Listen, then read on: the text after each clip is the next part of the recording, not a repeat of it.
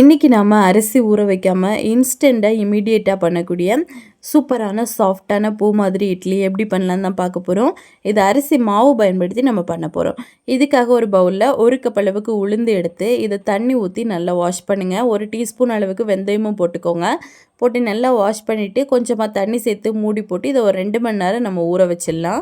2 மணி நேரம் கழித்து நல்லா ஊறினதுக்கப்புறமா ஒரு மிக்ஸி ஜாரில் சேர்த்து ஒரு 1/4 கப்பு போல் தண்ணியும் சேர்த்து நல்லா பேஸ்ட்டாக அரைச்சிடுங்க.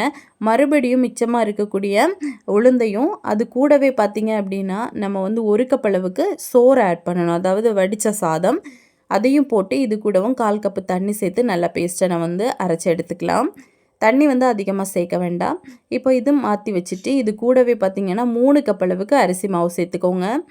சேர்த்துட்டு நல்லா வந்து மிக்ஸ் பண்ணணும். மிக்ஸ் பண்ணதுக்கப்புறமா 2 கப்பு தண்ணியும் சேர்த்து நல்லா இட்லி மாவு பேட்டருக்கு நம்ம வந்து மிக்ஸ் பண்ணி எடுத்துக்கணும். இந்த மாதிரி தான் இருக்கணும். இப்போ இதை மூடி போட்டு ஓவர் நைட் நம்ம வந்து புளிக்க விட்டுறலாம். இப்போ பார்த்திங்க அப்படின்னா ரொம்ப சூப்பராக நம்மளுக்கு புளிச்சு வந்திருக்கு.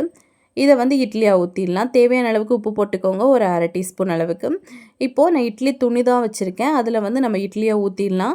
ஊற்றிட்டு ஒரு 5 நிமிஷம் மட்டும் ஸ்டீம் பண்ணுங்கள். நம்மளுக்கு சூப்பராக வெந்து வந்துடும். இப்போ 5 நிமிஷம் கழித்து ஒரு கரண்டி வச்சு குத்தி பார்த்தோம் அப்படின்னா ஒட்டாமல் வரணும். இப்போ இமீடியட்டாக வெளியே எடுத்து இந்த இட்லி துணிக்க பேக் சைடில் கொஞ்சமாக தண்ணி தெளிச்சிட்டு இந்த மாதிரி எடுத்துருங்க. ரொம்ப சூப்பராக சாஃப்டாக வரும். ஸோ கண்டிப்பாக செஞ்சு பார்த்துட்டு கமெண்ட் பண்ணுங்கள். ஃபுல் டீட்டெயில் வீடியோ நம்ம சேனலில் இருக்குது, செக் பண்ணி பாருங்கள். தேங்க்யூ.